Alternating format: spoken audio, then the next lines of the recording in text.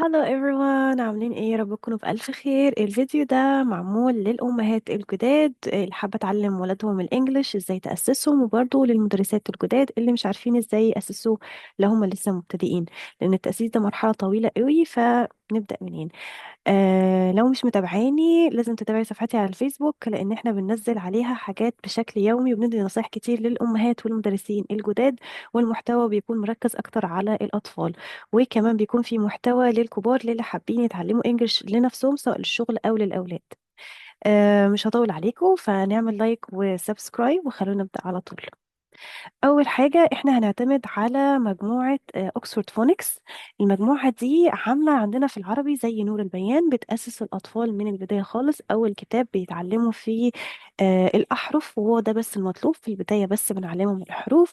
بعد كده الكتاب التاني بيبتدوا يعلمهم إزاي يشبكوا الأحرف ببعضيها. يعني مثلا إزاي أنطق بعد ما خلاص بقى عرفت الحروف، يبتدي يعرف الأصوات وإزاي يشبكها ببعض، ويقرأ الكلمات القصيرة اللي بنسميها السي في سي ووردز. وبعد كده بيبتدي يدخل بقى على الكتاب الثالث، ومن هنا بيبتدي يقرأ الكلمة الأربع حروف. دي هنا بيبتدي يعرف حاجة اسمها اللونج فاولز. اللونج فاولز دي زي الحروف العلة أو الحروف المتحركة، لما بيتحط مثلا حرف إيه في الآخر، بدل الحرف ما يكون قصير بيكون طويل. زي مثلا كلمة pet بي اي تي، لو حطيت لها ايه في الاخر بقت بايت، في حرف الاي بقى حرف طويل لونج فاول.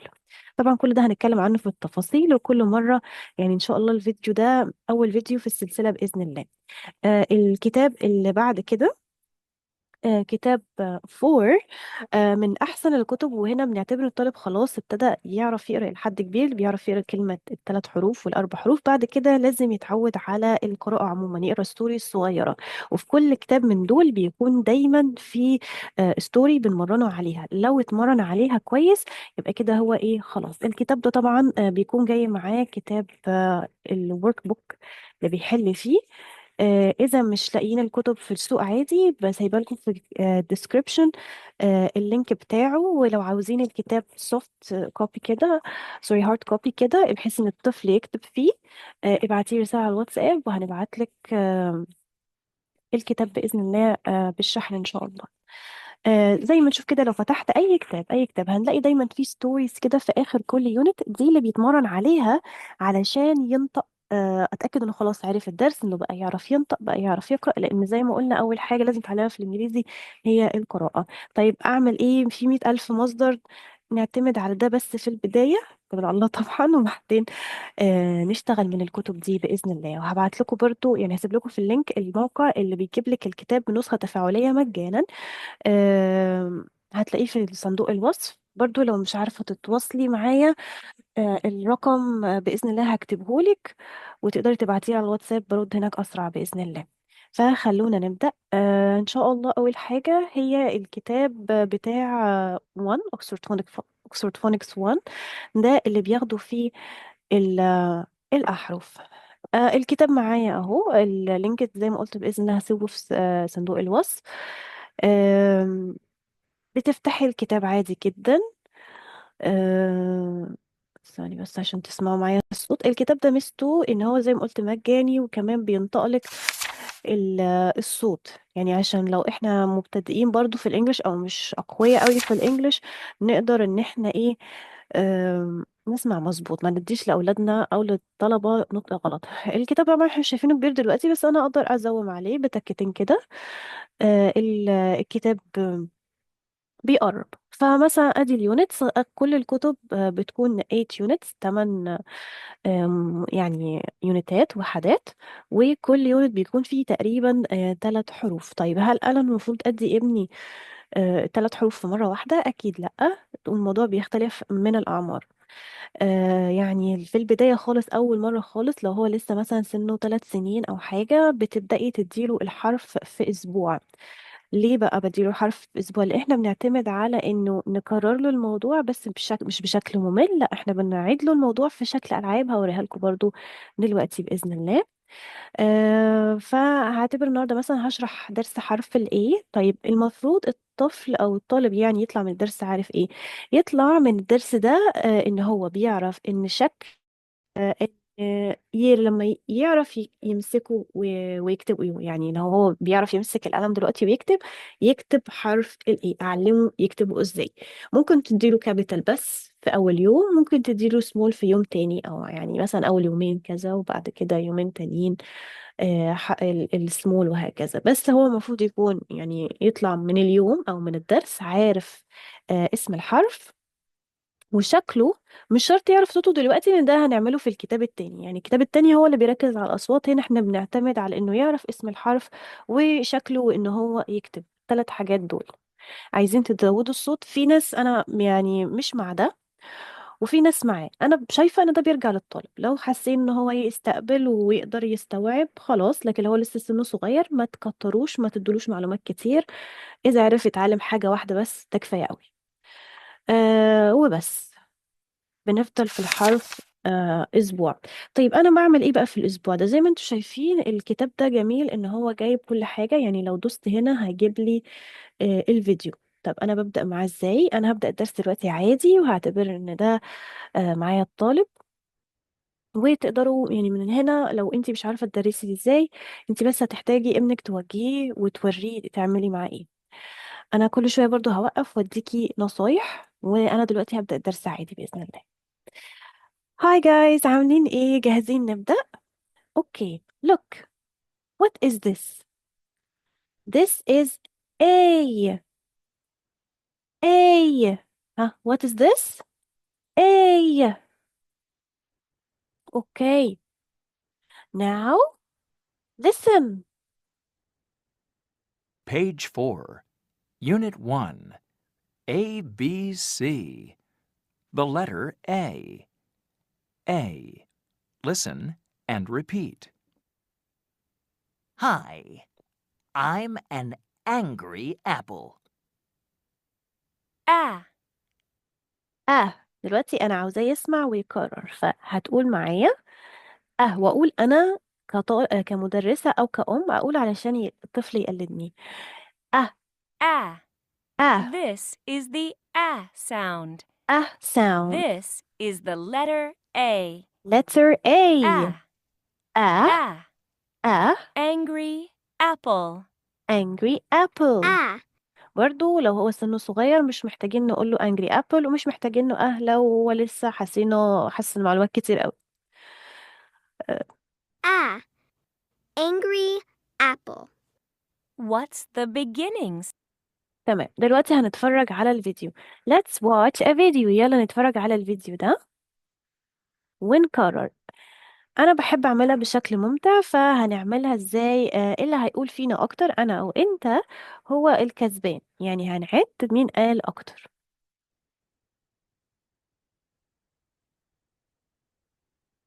Hi, I'm an angry apple.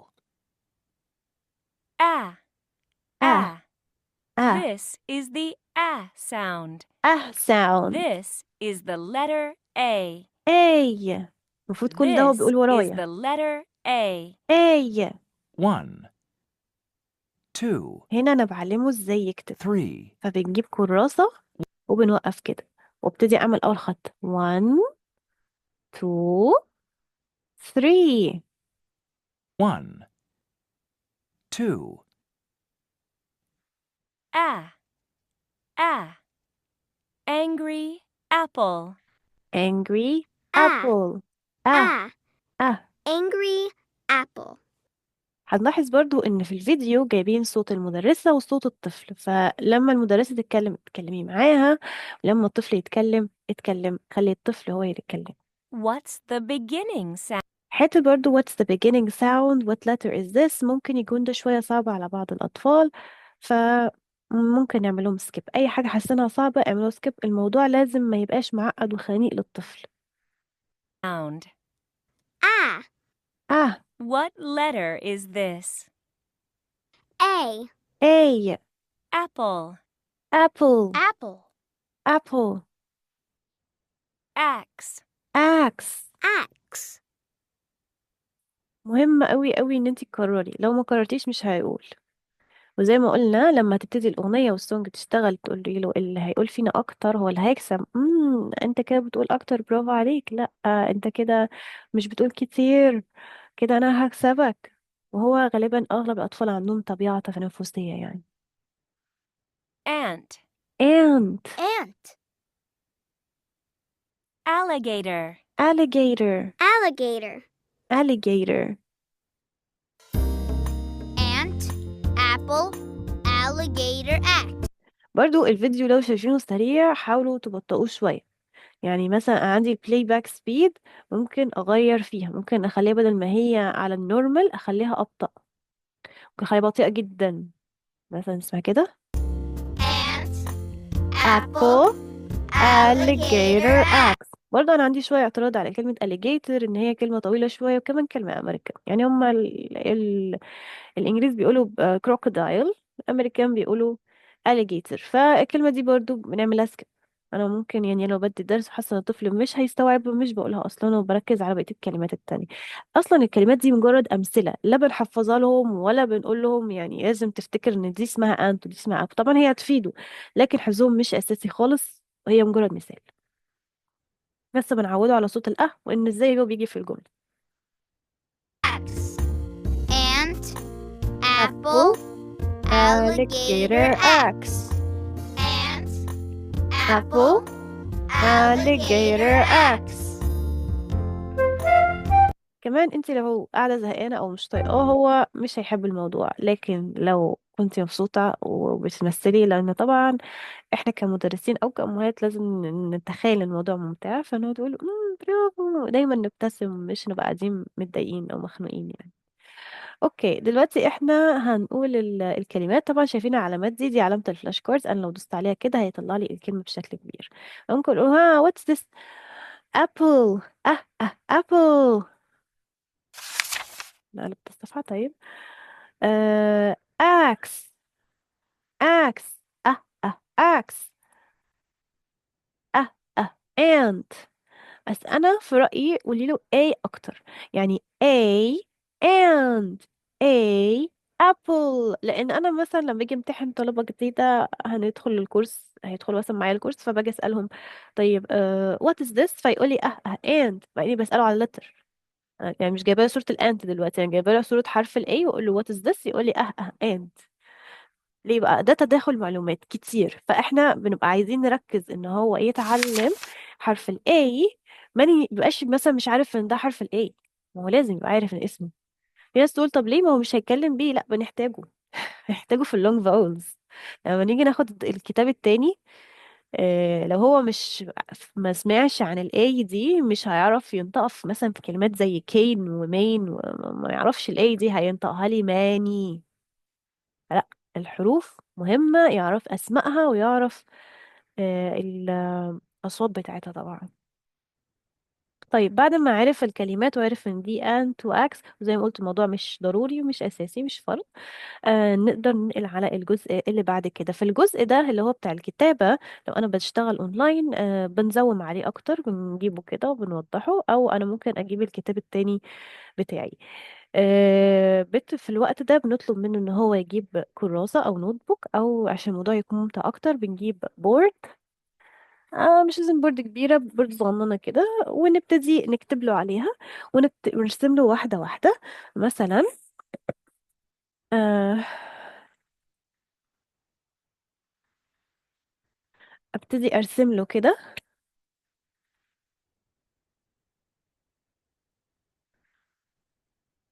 الثلاث خطوط، لان هو لازم يبقى فاهم الثلاث خطوط دي ايه لازمتها واحنا بنعمل بيها ايه. فابتدي اقول له مثلا ان الحروف الكابيتال لازم توصل للثلاثه، فمثلا start from here, go up up up and stop, go down down down down, then make a line. A. A. طيب لو عايزين نعمل small small بيكون ما بين 2 1 و 2، فبنعمل ايه half a circle and go down with a line like this. وابتدي اقول له A. وبعدين اطلب منه يكتبه واحده واحده. لو هو مش عارف هنقوم عاملين ايه، هنعمل خط واحد واقول له ها do it like me، بعدين نعمل خط التاني do it، وهكذا اللي هو ايه حته حته.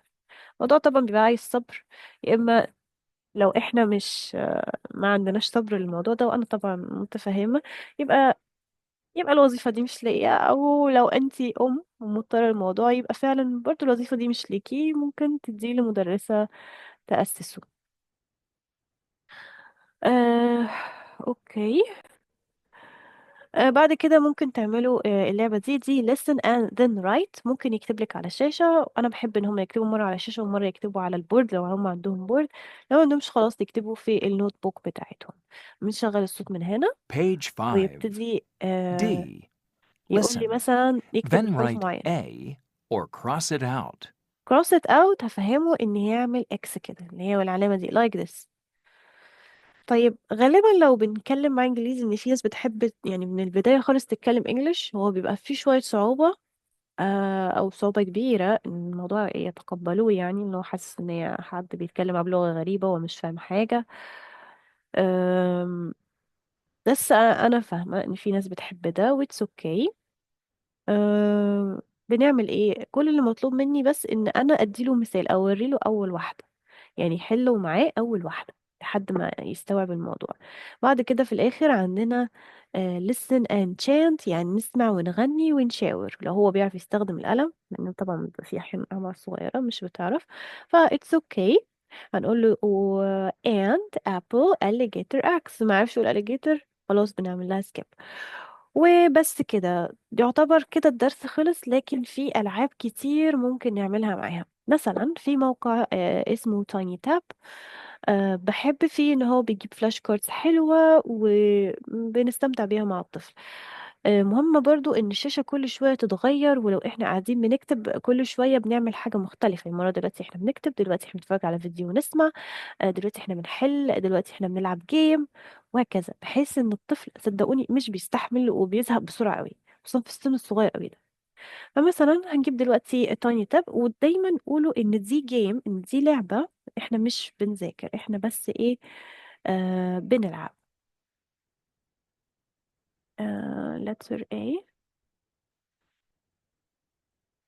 زي ما قلت ان شاء الله هحط اللينكات كلها في الوصف. هنفتح كده letter A activities. هو طبعا بيجيب لي activities و puzzles، تبقى حاجات لطيفة قوي. وفي اكتر تاني، في مواقع تانية زي مثلا آم، عندنا لايف ورك شيتس. بقعد اقول له طلع لي مثلا ده letter A، وده مهم جدا ان هو يطلع لي letter A. مش لازم الكلمة دي يريكوجنايز حرف ال A فيها، ساعات ده بيكون شوية لسه صعب، ممكن نجرب معاه في حرف او اتنين، عرف معرفش خلاص it's okay. فببتدي انزل معاه كده، تفتح معايا الموقع. بنكبرها، هي دلوقتي بتحمل، فعبال ما تحمل هجيب ايه، الموقع بتاع لايف ورك شيتس. هم بيحبوا اللعبة دي قوي.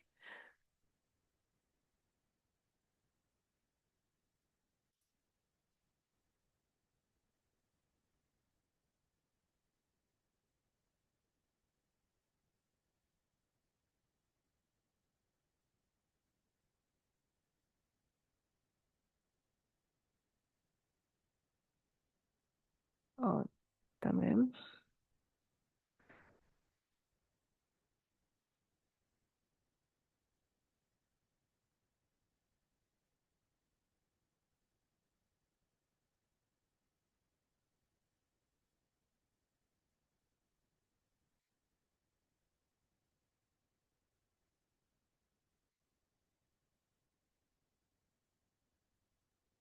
بتظهر عندي الصفحة بالشكل ده،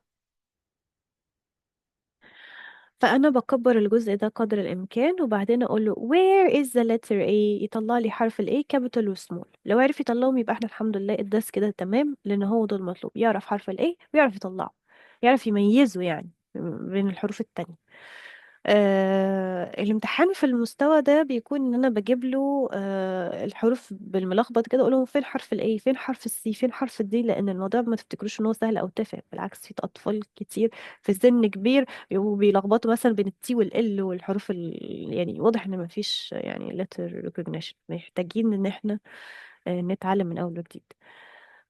فمثلا يبتدي يعمل لي كده، يعمل لي بقى بالقلم. هنا بنحتاج ان حد يعرفه القلم بيجي منين. لو هو يعني في كلاس حقيقي يعني بيعمل دايرة او بيشاور عليهم بالقلم.